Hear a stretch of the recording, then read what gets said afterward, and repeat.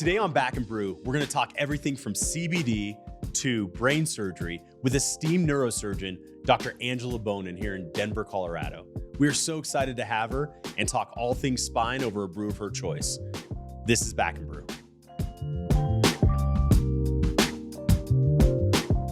So thanks for coming on.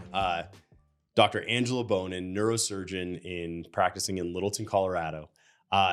You're like very health fitness oriented, so I'm not surprised by the brew that you chose to bring on. What is the brew?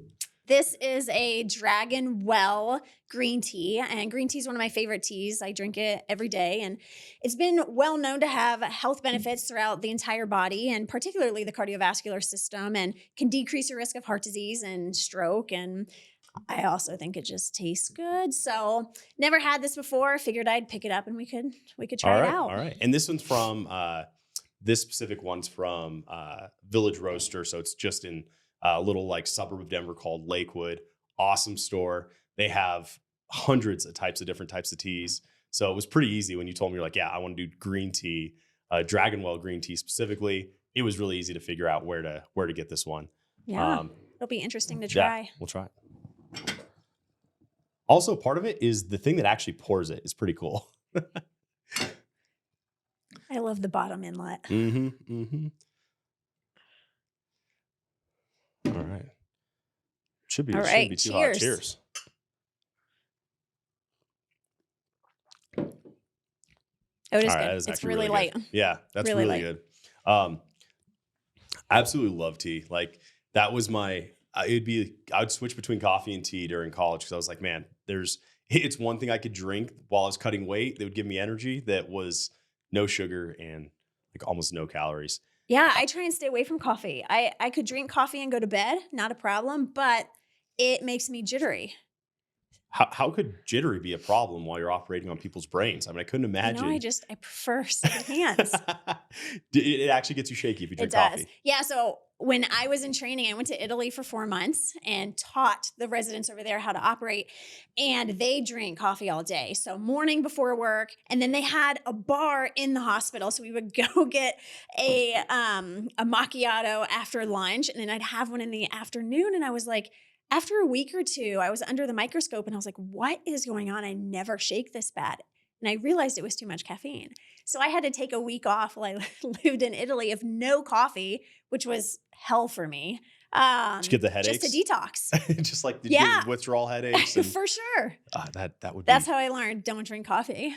See, and I absolutely love coffee. Like I still drink way too much coffee every day. But again, and part of it too is convenience. Like as weird as it sounds, brewing tea, yeah, that took all of 6 minutes. Oh, it's so easy. But the Nespresso's machines, like the little the upgrade from the Keurigs, basically the Nespressos. Yeah. Those take like 30 seconds, 10 seconds. I just bought one of the DeLonghi cappuccino makers. It was a recommendation from a girlfriend. It's the bomb. It makes the best coffee, and I use a Cuban espresso with it. I thought you weren't supposed to be drinking coffee. I thought it was on my off days. All right, on your off days. All right, thank God. You got to have it once in a while. In my evenings. Skiing, yeah. That's a good coffee day. Rev you up. Yeah. So tell me about your journey from Kentucky. You were born in Kentucky, right? And then No, I was actually born in Indiana. Oh, okay. And I spent a lot of my childhood up until my teenage years in South Florida, where my dad worked. And then because of some family reasons, we moved to Kentucky when I was 15. Oh, okay. And then you lived in small town Kentucky? Yeah. Right? Rural Kentucky, right outside of the mountains. Oh, wow. Were you into skiing or anything like that then, or no? No, I wasn't into agriculture. I wasn't into skiing. I was very city-based in South Florida. So going up to Kentucky was a huge culture shock. Huh. We just kind of jumped onto a farm and started raising cattle. At the time we had tobacco rights, which we no longer do or have, but I helped the local farmers farm tobacco. What is tobacco rights? You have to have Your farm can have the rights to grow tobacco on it. And so we didn't do it, but we would lease it out to somebody so that they could use whatever proportion we were allowed to grow. Because it's a big staple to their income there. Still? Tobacco farms. Interesting. Hmm. It's weird too because like living in Denver, everyone's so health conscious and like people don't really smoke that much here. But Yeah. it was weird. Like I've spent a lot of time in Boston. That's kind of like a second home to me. I remember going out there and going to school out there and just being shocked at how many people would be outside smoking and like how common it was in the East Coast compared to here, where it's like it's kind of Yeah. a weird thing. Like, oh, that's like a thing of the past, you know? Yeah. Kentucky's lower on the scale of healthiest states compared to Colorado. But it's part of a livelihood as well, so even if you didn't smoke, that's how you make your money if you have a farm. So like inevitably, you're going to be tied to it some way. Could be. Could be. Yeah. Out of curiosity, is it like, and I'm just curious, whenever you look at someone's like CT or MRI, could you tell if they were a smoker? Smoking, not necessarily. Smoking predisposes you to certain things, but it's not a specific characteristic that I might see on a CAT scan or MRI. Now, drugs and drinking, different. A chronic drinker, I can look at a CAT scan and guess if somebody's a chronic drinker or a chronic drug user. Oh, wow. Really? What does a Mhm. drinker look like? So chronic alcohol use atrophies the brain. So as we age, our brain shrinks, if you will, right? So it's a fixed space inside of your head. So if your brain shrinks, the fluid inside becomes more voluminous. And you can kind of age somebody's brain based on how it looks, whether they're young, they're old, or whatever. Well, you can take a 40-year-old chronic drinker and their brain could look similar to somebody that's in their 70s. Oh, geez. That's had normal Is that aging. drastic? It can be. And does the brain function as if it was someone in the 70s then? To some point, yeah. I think there's a threshold, and when that threshold is reached and people start developing symptoms is very individual based. So you might not show signs of it, even though your CAT scan looks abnormal, but over time it does catch up with you. What are some of the symptoms then that people would see like in chronic alcoholism that you'd see that are directly related to like the brain shrinking? A lot of it's memory, where people feel like they're not processing as well, they're not concentrating as well. But a lot of it is memory, and it might not even come directly from a patient. It might come from a family member that they're just not making the short-term memories like they used to. Interesting. Yeah, subtle cognitive effects. Is it usually so it's usually the family that notices it before they do? Loaded question, because I think sometimes patients are a little biased. They don't want to acknowledge something's wrong, even if they feel or know that something's going on. But family will start to say or notice that, well, you don't know where your keys are anymore, or you kind of forgot what you were doing or forgot to get X, Y, or Z at the grocery store, which 5 years ago wasn't normal. So just, yeah, subtle signs that are very ambiguous, could be related to a lot of things, but chronic alcohol use definitely predisposes you to that. Okay, interesting. So something that's really interesting that you're extremely passionate about that I really want to dive in from the perspective of a neurosurgeon. Tell me about CBD, the benefits, the pros, the cons. Yeah. So CBD is interesting. And it's interesting because it was nothing that was taught in med school. And as I've come to Colorado and as my patients have started teaching me things, and obviously the green wave happened out here a long time ago, which is unrelated, but a little related. For the green wave, just kind The of green wave, when marijuana, and we'll get into the differences of it, when marijuana became legal out here, a lot of people moved out here for the legalization of that. And so this region has been much more accepting of holistic medicines. And in general, the population out here is very healthy. They are well educated, and they aren't necessarily standard medicine type of people. I have a lot of patients that ask for holistic treatments, alternative medications, non-pharmaceutical medications. And that's where CBD kind of started having a play in my practice. I had patients coming to me saying they had tried CBD for this, that, or the other. And I just used it a little anecdotally first when I came out here, but the more I've heard about it and the more I realized I didn't know about it and couldn't advise patients about it, the more I started researching and studying it. And come to find out, I mean, there is a plant-based medicine kind of revolution that's going on throughout our culture right now, and CBD has a forefront in that. And in general, CBD stands for cannabidiol, which is a nutrient that comes from the cannabis plant. And there's a lot of misconception about cannabis because everybody's always thought about marijuana, THC, getting high. I've seen the commercials. All right. Don't try to This push is this your to brain me. on drugs. Well, CBD is not that drug. It is a drug that has health benefits, but not a drug that gets you high. And so as I've delved into this, I've realized that modern medicine is not paying attention to these things that have been used historically and in ancient times to remedy different ailments. And so that's kind of where it all came about. All right. It's pretty forward progressing because it's funny, like watching your private practice spine surgeon in Denver, Colorado, very competitive. It's a very expensive city. And even going down the CBD route, it's almost kind of a distraction because it's not like you're going to make more doing that than doing surgery or, doing managed care or anything like that for a patient. It's legitimately something that you are interested in that's better, that you think has promise and is better for patients in a lot of ways. It's something I'm interested in personally and professionally because I'm a person, I don't necessarily want to take pharmaceutical medications if I don't have to, or if there is something I could be doing for my body to help me age more gracefully, deter some of the ailments that come with aging, then I want to do it. And like I said, this is not taught in medical school, but there is so much science and medicine behind it that it's a disservice. And there's even systems within our body that respond to cannabinoids. Our body makes cannabinoids itself. And without identifying that, I think we're doing a disservice to some of our patients. Yeah, it's interesting because, you see how the adoption, like once something is pushed by big pharma in any way, immediately, like that's the science, that's the main thing. Mm-hmm. Even if you look at like Ozempic, right? The long-term effects, we don't really know yet, right? But it's just a peptide. Like True it's a for any drug, synthesized- yeah. Yeah, it's a peptide that we naturally make and that they obviously synthesized out and then they prescribe and they use off-label for weight loss.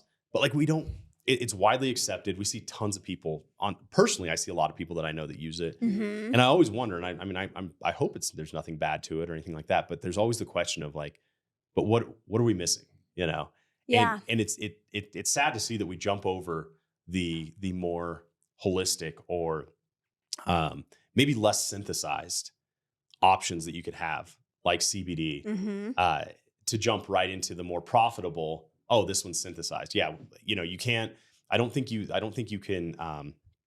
I don't think you can patent a peptide, but you can patent the delivery and dosage, which is what they did with Ozempic. Mm-hmm. Is they didn't patent technically the peptide, but the delivery, the pill itself, and the dosage is what is patented for them. Yeah. And is extremely profitable. Whereas CBD, what's the regulation on CBD? Well, there is no FDA federal regulation with it, right? And that's the danger behind it. And I think that's why you truly need somebody who takes it upon themselves, probably in the medical profession, but takes it upon themselves to actually learn the ins and outs of it.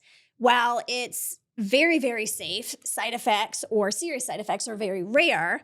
It's not to say that it can't interact with the medication or you might experience maybe a dry mouth, or I actually have my mom on some of it and one of the products was a little too acidic for her and I gave her a canker sore.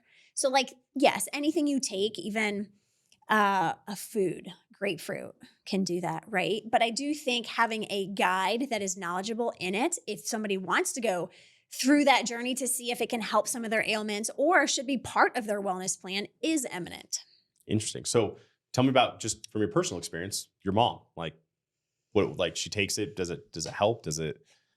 Yeah. So I started it for both of my parents. Actually, my dog's on it. I put my boyfriend on it for sleeping. And then I put my parents on it too, because they're aging, right? Arthritis starts to creep up. And my mom has already had one back surgery, a shoulder surgery. And it can just help with some of that coping for the pain that she lives with every single day. And I put her on a collagen to help rebuild some of her joints and prevent the further arthritis. So it's really tailored to the individual and what the individual is suffering from or what their overall goals are. Okay. So like, tell me, now let's go into the science of how it works. Specifically, let's say for pain, you just mentioned. Mm-hmm. Like, Help me understand what's the one. Let me start off this way. First, you just kind of mentioned that not all CBD is equal. Yeah. So assuming that you have a quality CBD, which we'll get into kind of the manufacturing and like how that goes later, but assuming you have a good quality one, what is the science behind how does it help people cope with pain? Well, even before then, it's so much more than that, right? Because people always want to, oh, you know, every system in our body is so intertwined, right? Every physiological system works with each physiological system. It's not just how does it help with pain? And I liken it to a narcotic that targets a pain receptor because it's not that, right? There's a global understanding about how this stuff works. And it really comes down to something called the endocannabinoid system. Endo meaning within us. So we have a cannabinoid system within each of us. And this was not identified until the late 1980s. Oh, Which wow. is like fascinating to me. And it is a system within our body, no different than the cardiovascular system, the GI system, the endocrine system, and so forth, right? But it is a regulatory system. So it's kind of like the main hub. It has arms and tentacles out to each and every other one of our physiological systems, and it interacts with them. So the endocannabinoid system is like this regulator of homeostasis. Well, if you take a teeter-totter and you put it in the middle, right, you're balanced. But if one end is off, you're going to be unbalanced. When that endocannabinoid system is unbalanced, it has downstream effects, and it can affect any physiological system within your body. Sleep, anxiety, pain, inflammation, depression, fibromyalgia, like just to name a few, right? So cannabinoid in general targets that endocannabinoid system. And I liken it to taking a multivitamin. So your body needs vitamins and minerals every day. We don't get it all in our diet. Well, we don't get all the cannabinoids we need from ourselves or from our diet, right? So you take a multivitamin to supplement you and for general health. But if you are deficient in one particular vitamin, say vitamin D or calcium, you add an extra supplement onto that multivitamin. CBD is the exact same way. So there is a general CBD that people can take to help fill those endocannabinoid receptors that are empty, right? And you don't necessarily get to pick where it fills them. It's whatever your body needs and whatever your body prioritizes. But then say you want to target your sleep, your anxiety a little bit more. There are specific different cannabinoids within that cannabidiol tree in cannabis that targets certain ailments. And so it's treating it generally, and then it's treating it targeted as well. So when you went through this and looked at treating your boyfriend, for example, for sleep, when you were looking at the different, did you have to like look at the tree at the CBD tree, for lack of a better way of saying it, to figure out which one? How do you know which one targets, let's say, or is more likely to help with sleep? Based on the research and science, right? So what I did for him is I put him on just a general spectrum. It's called a full spectrum CBD, which has all the benefits of the plant. It has terpenes, it has CBD, and other nutrients that come from the cannabis plant that are generally healthy. His body dictates where it needs to go within it, right? I can't tell you. So sleep is so multifactorial. Is it because your internal hormones are off, or is it because you're anxious and your mind's racing? I don't know. But the role of that full spectrum is to go and to plug in what I can't see. But then he's having problems with sleep itself, so I put him on what's called a CBN, which is targeting for sleep. Interesting. And he takes that at night. Huh. And how do they take it? Does he just take it just orally? Yeah, there's different ways you can take it. There are oral routes that include jellies or tinctures. There's topicals that you can put on your skin. There's powders like the collagen. So it really depends on what you're trying to target and a little bit of specificities with the individual and how they want to take it. Interesting. Mm-hmm. Where do you see this market expanding? Do you see it becoming more widely adopted, or is it going to become, because it seems like it was kind of demonized, and I don't know if it's demonized from a genuine lack of understanding of it, or if it's kind of pushed a little bit that way from big pharma of like, yeah, this is voodoo. This is not going to do what you're hoping it to do. Here's a quick fix it pill. Yeah, so the market is expected to increase significantly. I saw upwards of 20 to 40% over the next 5 to 8 years because people are now becoming more knowledgeable, right? And I think one thing that helped was, let's go back. You're right. CBD, when it was discovered, was demonized because of THC. CBD does not get you high. CBD is not THC. THC is marijuana, for lack of a better word, right? Marijuana is a slang word that was given to cannabis by Mexican immigrants when they brought it over from Mexico. And the anti-cannabis propaganda decades ago targeted all of cannabis as marijuana or weed. It is not. CBD is a particular part of a cannabis plant, a particular species and a particular part of the plant of that species of cannabis. So it's very, very specific. And so while it was demonized and I think weaponized with honestly Absolutely. a lot of other drugs during that era, people have kind of come around now. They're tired of big pharma. They're tired of the prices of medication, the back order of medications. I have patients that can't pick up their post-op pain meds because the pharmacy is on back order. Or the pharmacy is telling me I'm giving too much, I'm not giving enough. They're tired of this. They're tired of the side effects as well. And the dependency of some of these medications, right? And there is a role for actual medicinal pharmaceuticals, right? But sometimes you can avoid them, especially when it comes to headaches, inflammation, pain. Some anesthesia pain docs are now implementing CBD into their chronic pain regimens to try and keep people off of narcotics because we know narcotics don't work.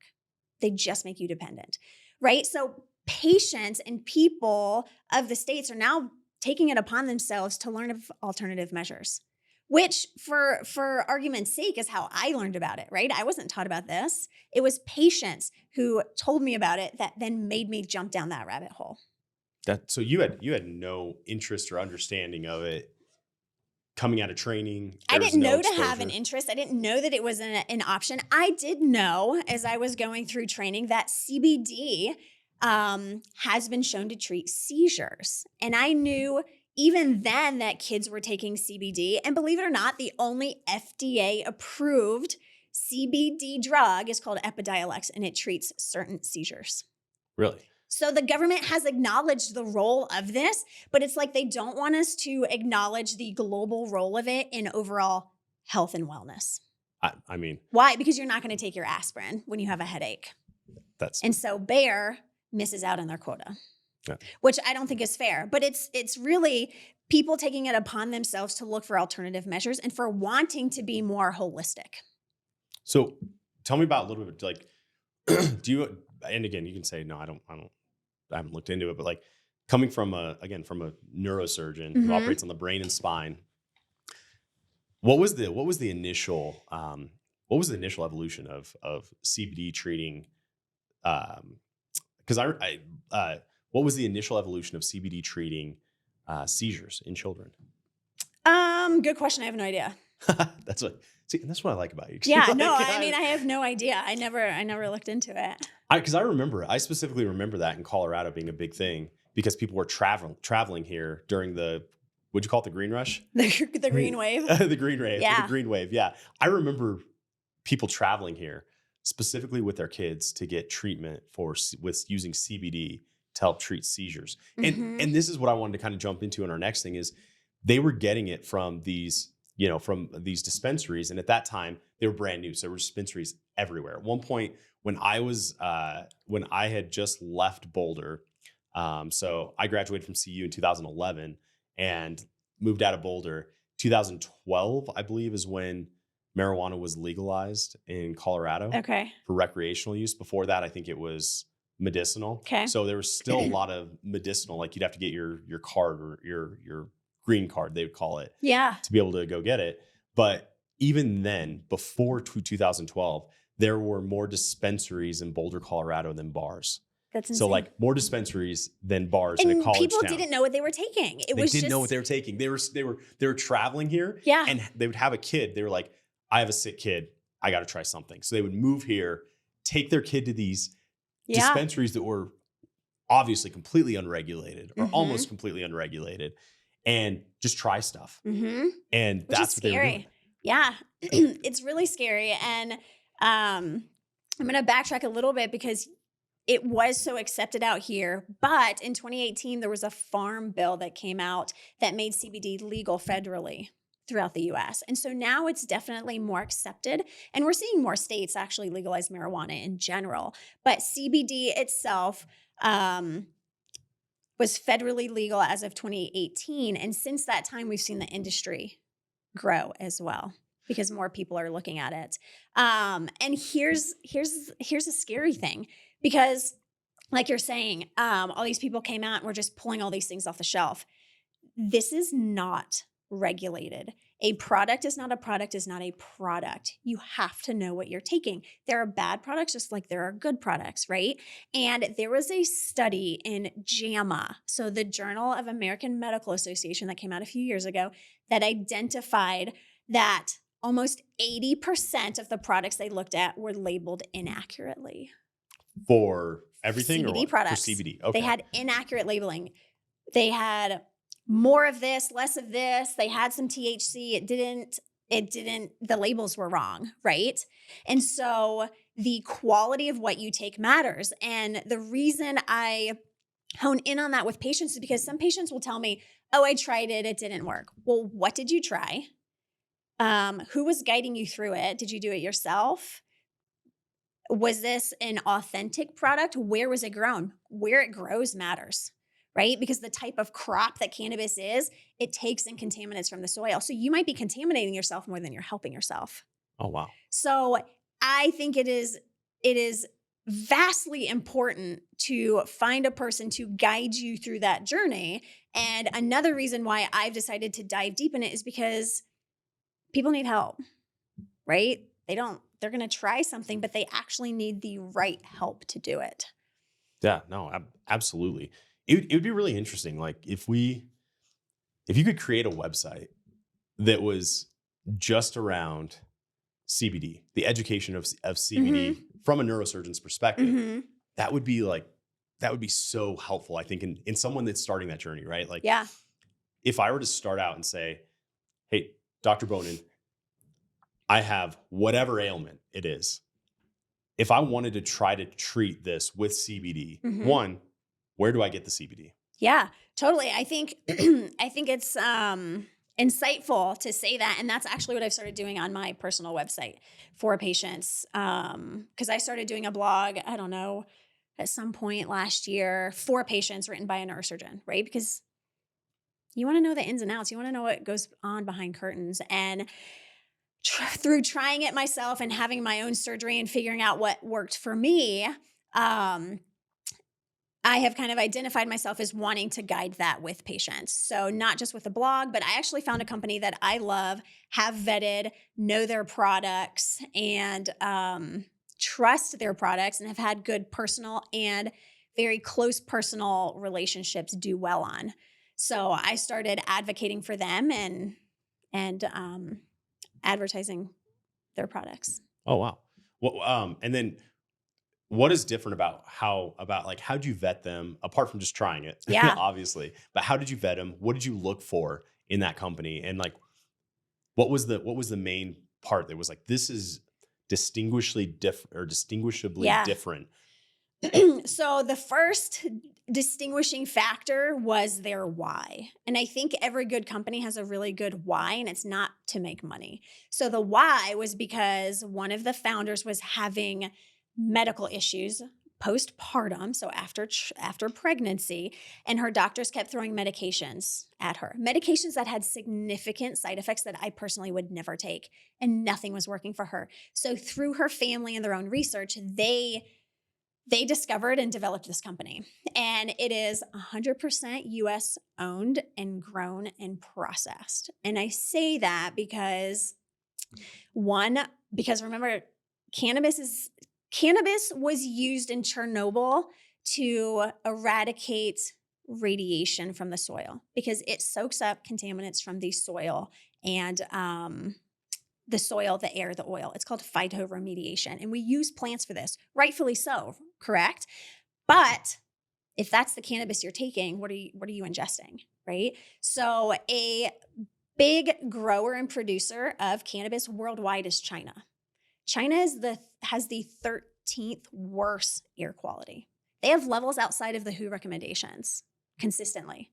So if that's where the cannabis is being imported from and you don't know where it's coming from, you're ingesting that contamination, right? So this company, they are seed to shelf within the US, and they process their own, they third-party test. I can see the ingredients. You get a certificate of analysis. So they check all the boxes that you look for when you want to make sure that a product is quality and authentic.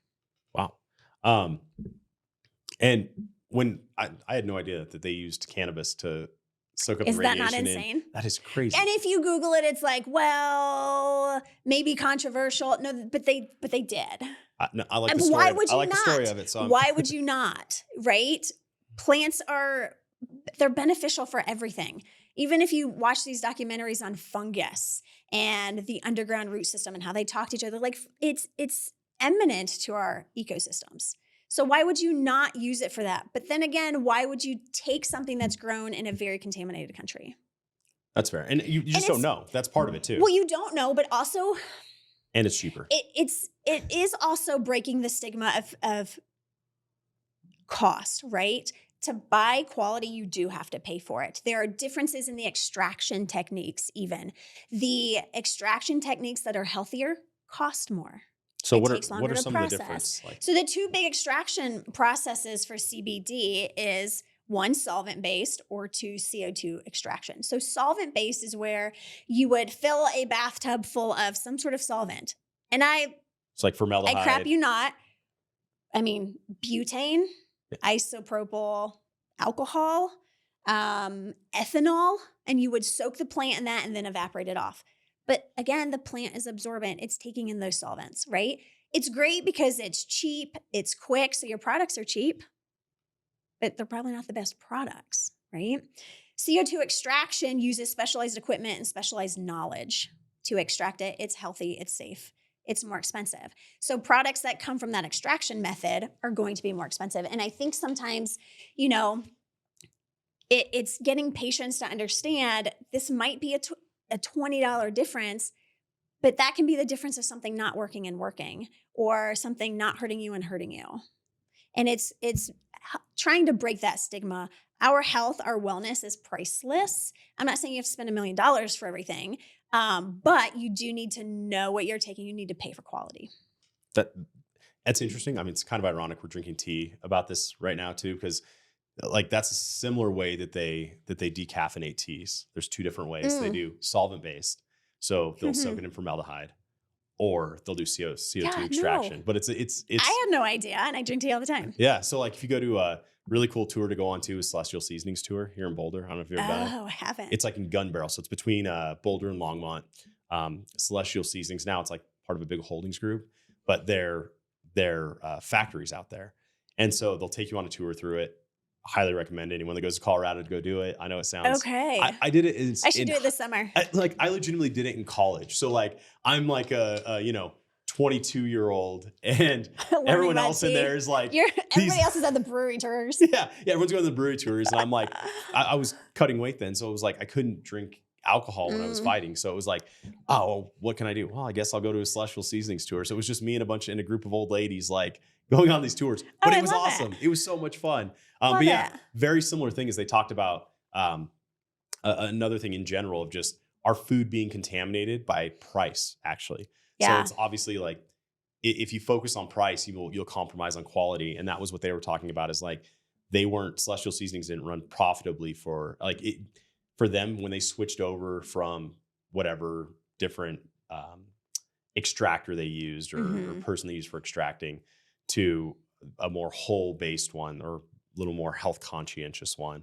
They're like, it was more expensive, but it was worth it. And you look at them now, and I mean, everyone knows what Celestial Seasonings is. They committed to they stuck quality. Behind their quality. Yeah, and didn't cut corners. Yeah. And again, they don't really venture outside what they do. Like I would say drinking Celestial Seasoning tea compared to this is vastly different, right? Like free leaf, like this kind of Can't tea beat is, you this. can't beat this. Yeah. No. This is a whole nother type of like different type of tea. But, everyone kind of grew up with the sleepy time tea. Like, or if you were I sick, still take sleepy yeah, time. if you were sick, you'd have like some type of one that had like licorice root in it or something like that, like throat coat or something like that. Yeah. I don't think that's Celestial Seasonings, but they have their own version of that. So if someone were to like want to start right away, what's step number one for starting to utilize CBD, do you think, for any kind of ailment? I would say step number one is kind of determine what your overall goals are. And then number two is try it, right? But again, I am biased, but I do think you should try it under the guidance of somebody, right? You're not going to take high blood pressure medication without your doctor. So I think finding somebody who thinks they can meet your goals, has similar values, really wants you to do well, and will walk you through that journey, that you work with them to try it.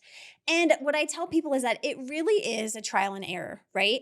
It's no different than starting a regular medication. You may start a blood pressure medication and you start low and your blood pressure is still high and you have to titrate that dose. So it's really finding what dose works for you, which time of the day works for you.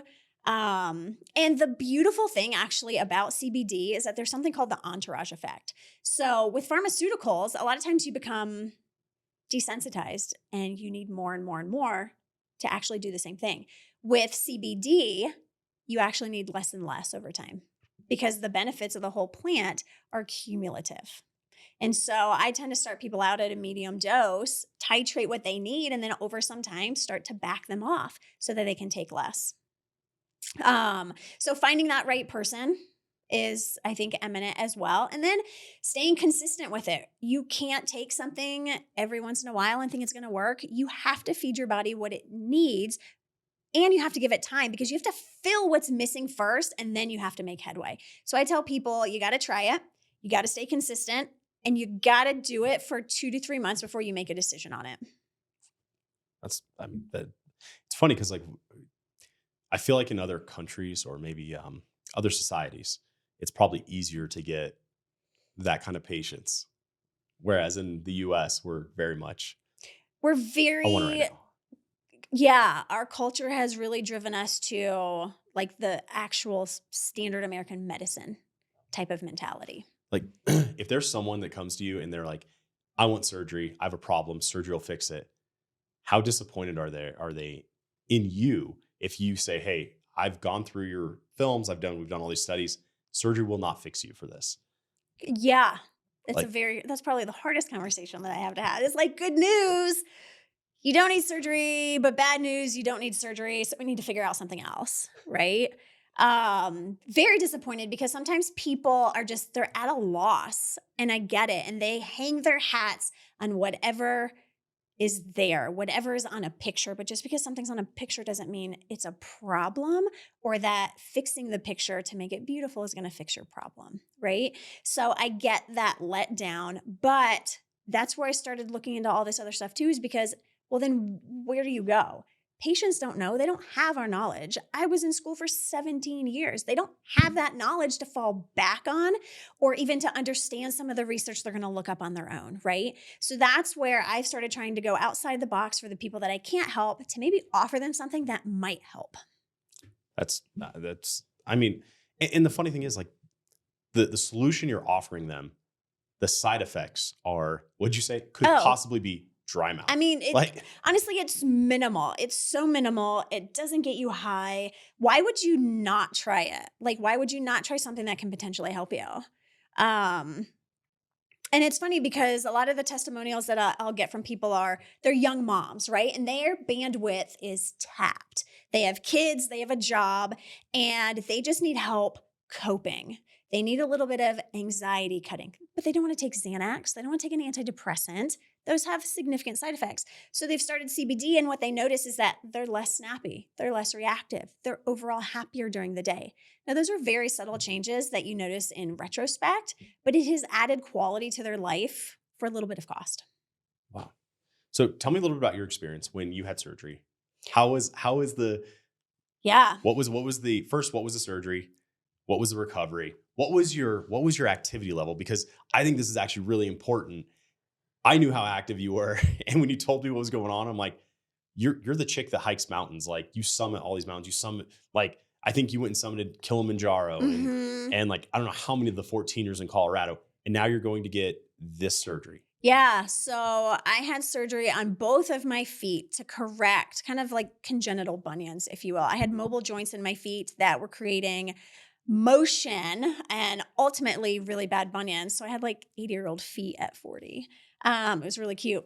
But they became really painful, and standing for surgery was becoming a little bit debilitating. So I decided to have them fixed, which was way more drastic than I actually thought that it was going to be. And so it added to my life in so many ways, because I feel like as a surgeon, I try to prepare my patients as best as possible. You cannot prepare somebody for a major surgery. And explain what the surgery is too, because when you explained it to me, like when I think of bunion surgery, I'm like, oh, like, I don't know, they people shave get a little bone. No, so there are different types, and the type I had was the most aggressive. So they open up, the kind of the inside of your foot where your big toe is and where your forefoot is, and they cut out wedges of bone. Mine was in two specific spots. It's called a lapiplasty, and they cut out wedges of bone, realign it, and pin it and plate it. And so I was in a cast, non-weight bearing in a cast for 2 weeks, and then in a boot with only heel touching for another month and a half. So 2 months. Mind you, I went back to work at 2 weeks. 2 weeks. You went 2 back. weeks. Once the cast came off, I was on call that weekend. Not the best decision. I wouldn't recommend that to my patients, but it's what I had to do for my life. And so that added to my discussion with patients too. Like sometimes you got to do what you got to do, but it 100% affects your recovery. And so post-op, I had those 2 weeks off, and it was a painful surgery. And they gave me pain medication. They gave me narcotic, and I took one, and I'll never take another one. It was just disgusting the way I felt. I passed out. It didn't help me with pain at all. So I had to find something else for the pain. So I started taking CBD for it and using the topical pain cream. And I'm now a year out from my last surgery. I still have some residual pain in my feet, like if I overdo it, and I still use the CBD topical pain. So yesterday when I skied yesterday and I woke up this morning and it's hell to walk because I hurt, I rubbed the cream on it and it's amazing. Really? It's that noticeable?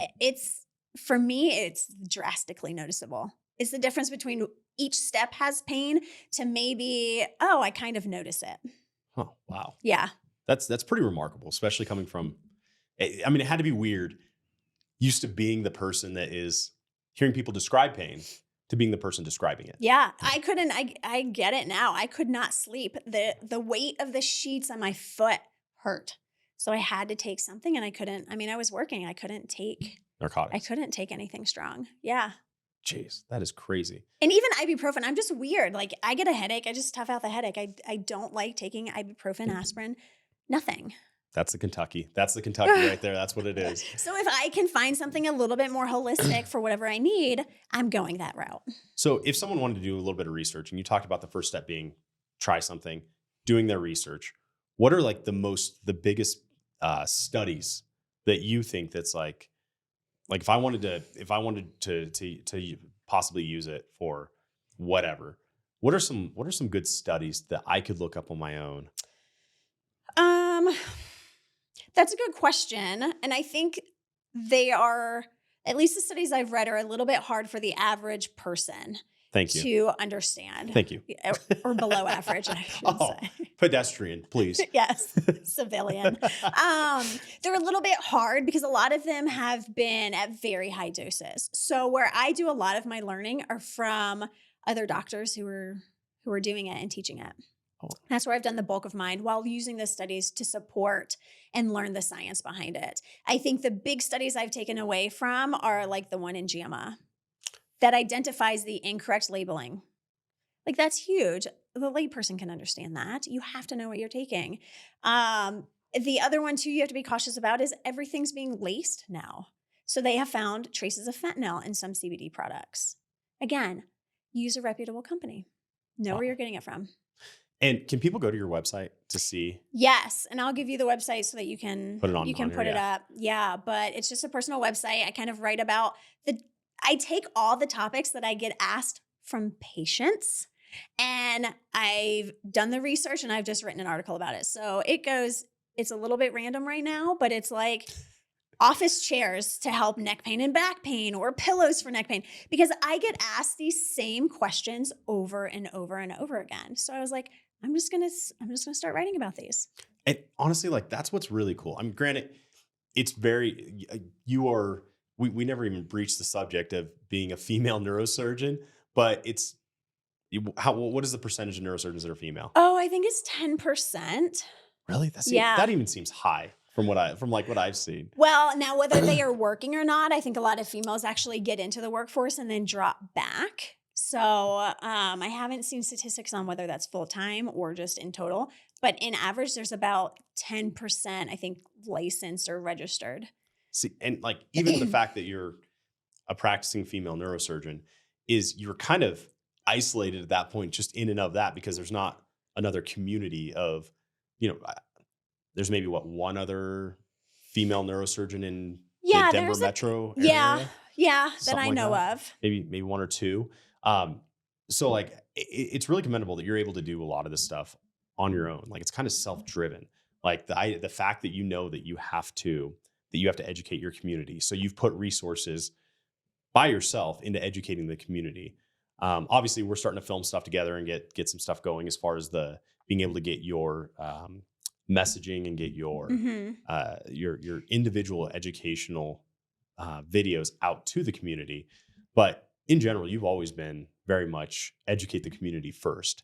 And like I can, again, I deal with dozens of spine surgeons, and it's very much indicative of someone who's built from a place of almost disadvantage initially.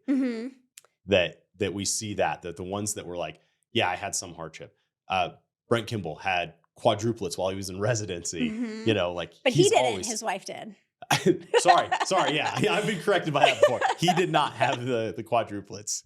His wife did. But like, you being a female neurosurgeon, we've had a lot of the surgeons that went through the military. We see that as well. Very entrepreneurial, very self-driven, and mainly very community focused. They understand that the education has to go from the community. Like that's where it has to be. Yeah. It has to be from the community, not from another doctor to the community, but the education has to go into the community. And that's where the individual patients have to hear, oh, I just saw a podcast on CBD from this neurosurgery chick in Denver. Yeah. Here, watch this. And that's, we're going to see more and more of that. And right now it's kind of flooded. You look at online, you look at social media, and it's kind of flooded by these TikTok doctors, right? They'll have like these cool little TikTok short interactions. They don't honestly. I mean, I can dance if you want me to, but it doesn't offer it's any. not my preference. Like, why am I wasting my time on that? It doesn't offer any value. And that's where I'm like, okay, cool. You get some reach, but your actual value is not found in the cat videos, the whatever, the dancing in front of a hospital, like that's cool and all, go nuts. But is what we're going to start seeing is that people are going to start filtering out the noise to really grab onto the substance. And that's where it's like your video, a video series on CBD is going to be hugely impactful for a community. One, to help hopefully get people off of, or stave off the opioid epidemic, maybe. Yeah. Yeah. And honestly, I come at it as a member of the community. While I am a physician and I mean, technically a surgeon, right? I use my knowledge of that to help guide my advice as a community member. And I think that really came from my parents, because my parents are the average Americans who struggle to get by, who almost can't afford healthcare. And I remember having to find my mom a doctor like a few years ago because she had a kidney issue. And I'm the surgeon. I could not find her doctor. I'm like, how do I vet these physicians from a different state, from even inside the same state? And I realized through them what it's like to not have my knowledge. And it's scary for people. And, as common or dumb as it may sound, my mom will call me and be like, well, I'm taking this, but I think it's giving me a side effect. Like, can I stop? And I'm like, yes, please stop doing this, and people really look to their doctors for information because they don't have it. And so I try to come at it from both sides of it, understanding where the common person is because I've been there, I've been raised in it, but then also using my knowledge and my ability to understand the knowledge I wasn't given and to provide for myself to then guide people at a more advanced level. How do we get this education, the CBD education, into the the Jefferson's residency program, the UC Health residency program, these having even not even, I'm not saying do a fellowship on CBD. I'm saying have that conversation even start in any of these training programs that are training surgeons and doctors of the future. Right. So that system I mentioned earlier, the endocannabinoid system, that's taught in about 10% of med schools from what I can find. Right. So I think it's as it becomes a public awareness, it has to start becoming more included. But also a lot of it right now is just personal motivation. There's the Cannabis Society that does a lot of education, and you can do certifications outside of that standard medical training now. But like you said, it's kind of a shame that this is a physiological system identified decades ago, and I never heard of it or was taught the interactions of our cardiovascular system. Like CBD in some studies has been shown to lower high cholesterol. It's been shown, to control cholesterol, to lower blood pressure. It's been shown to be neuroprotective. So why? I mean, there's an undertone and a statement that I don't want to say publicly on that, but what guides the world? It's money, and it's a little bit of brainwashing sometimes. Yeah, no, absolutely. You can totally see that. And like what was really interesting too, when I look back, is I did a hike in Peru. I did the Inca Trail to Machu Picchu, and I had a guide, and he was Quechua.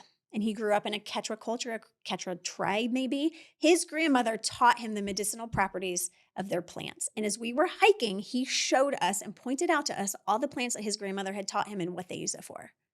People still use this. They still use it. People still travel outside of the U.S. to do ayahuasca trips because that's what they did in the ancient times, and it was shown to help. Not that that sounds like a bunch of witchcraft to me. So there are things that have been used historically and in ancient cultures that worked that modern medicine, westernized medicine has fallen out of place. I think in the US, we definitely, I think it became glaringly obvious. And I'll even dare to say it was probably a good thing because it was somewhat of an awakening. And I won't jump on one side or the other on this for here anyway, but watching what happened during COVID. How so? Hey, we see that this disease greatly affects people that are overweight, unhealthy, compromised immune systems. You know what we're going to do? We're going to come out with a vaccine that will try to force people to take. We're going to close gyms. We're not going to talk about health or wellness whatsoever. Anything that is outside of big pharma, witchcraft, voodoo, horse medicine, like just immediately discounting anything before actually taking a look at it just because it may not be profitable. I feel like the American public saw that and became much less trusting of what the government tells us, basically. Maybe so. I think it's a little bit of a red flag that none of this stuff is taught, right? You go to school and you come out with zero financial literacy. I wasn't taught health and wellness. I had PE, but I wasn't taught health and wellness. I wasn't taught what my ideal weight was. And, I think the interesting thing about COVID too is that I read an article recently. COVID really, it enhanced what our underlying issues were already. It spiked anxiety. It spiked drinking to the point where we have astronomical numbers on transplant lists now. We have 30-year-olds, 40-year-olds on transplant lists. Really? And they can't keep up with them. Yeah, there was just an article in one of the Denver local newsletters. and it was a transplant surgeon from UC talking about how their list for transplant recipients is insurmountable, and they're seeing younger and younger people. So like, why are we not treating these underlying disorders? Why are we not paying attention to anxiety, depression with different things, holistic treatments, alternative, psychedelic breath work, yoga, meditation? Like, all of these things have been shown to work. Have you ever heard of the book The Body Keeps the Score? No. It's a brilliant book. It's written by this, I want to say he was a psychiatrist, don't quote me on that. Mm-hmm. But it's this book that talks about, it's basically like how trauma, like childhood trauma, just trauma in life, affects each individual system, and like how it's expressed. And they put it in terms of like, here's the study that tied this directly to, whether it was an abandonment as a kid, whether it was like, there's a really big correlation of asthma in the Black community, right? Okay. And like, they noticed, they're like, well, maybe there's something that's physiological about it. Maybe there's something, but in the Black community in general is, yes, they're unhealthy. In general, the Black community is a less healthy group. Is it socioeconomic? Whatever. But they noticed that asthma in the Black community was very closely tied together. Asthma is less prevalent in the Black community where there are 2 parents in the household. Oh, interesting. And so that was one of the biggest correlations between the research is seen between asthma and the Black community, is that if it's a single parent household, there's a higher chance of asthma, which is brilliant. Psychosomatic symptoms are real. It is caused by the stress of an underlying disorder. And I feel like as physicians sometimes, and again, I treat pictures and make leg pain better. So that's a little bit easier than what these primary care doctors have to do. But we sometimes just throw medications to help symptoms, but we don't get to the underlying etiology of the symptom. And a lot of it does come from that lack of coping, which is something that the endocannabinoid system helps with, right? So we are foregoing step A and we're trying to treat at step Z, and it just doesn't work backwards. And that's the problem, is step Z just keeps repeating Z, Z, Z, Z, because it does. Nothing before that was ever taken care of. Correct. Yeah. And so you're not really curing anything. You're just treating the symptom. Hopefully, maybe you're treating the symptom. Maybe you're creating side effects. I don't know. But those symptoms, like anxiety, depression, those medications, I mean, unless things were drastic, I couldn't take them. I've seen the side effects in people I've loved have to take them. They're bad. They're really, really bad, and they're really scary. So kind of in closing on this, what would you encourage people to do in general for their health? Like if they're prescribed something, if they're going post-operative, for example. Yeah. Hey, you had a procedure or you're going to have a procedure. How do you prepare for the post-op recovery? Because that's, I think, and again, for me, if I were getting a surgery, I'd be extremely hesitant of taking narcotics. Yeah. Yeah. So I think the first thing I advise people is own your health.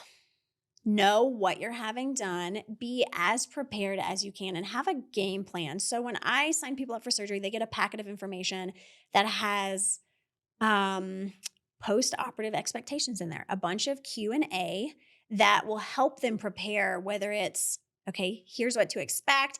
Here are some tips on how you can prepare even better. Meal prep, order your groceries, like all these things that patients can do to even prepare better. But I think you really have to understand and have a plan. So with my post-surgical patients, I have a general plan for them on expectations of pain management, right?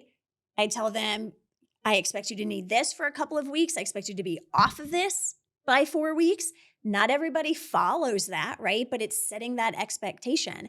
And if I can transition them to something else, say a lidocaine patch, doesn't have the side effects of the narcotic, then I'm going to transition them as quickly as I can. But I try to set those expectations up front because the patients have to buy in, right? If they don't buy in, my plan is never going to work. Yeah, absolutely. Well, again, thanks for coming on. Like it's always, I see you a lot in general. See you more here, I'm sure. I'd love to be able to do a series. I think we should definitely do a series on just CBD. Like we would never scratch the surface, I think, of it just because of how big that industry is going to be. Mm-hmm. But I think that's even more important of why there should be some guidance in it. We should definitely put together a CBD centered website, or you can do it on your website. Like, Yeah, we're I happy to started help doing with it on my personal one. All right. Mm-hmm. Do you want to promote your personal one or no? Not yet. Yeah. Just can't remember if it's a dash or a dot. I know that's really bad, but I think the email is different.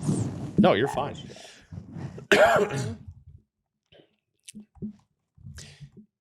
Yeah, I like that kind of education for the community is just huge, to be able to have a resource that you give them. So the website is Bohnen-neurosurgery.com, and that's spelled B as in boy, OHNEN -neurosurgery.com. But awesome. Thanks for coming on. Go to Bohnen-neurosurgery.com. Check it out. It'll have a lot of information around CBD, a lot of useful day-to-day information from a neurosurgeon.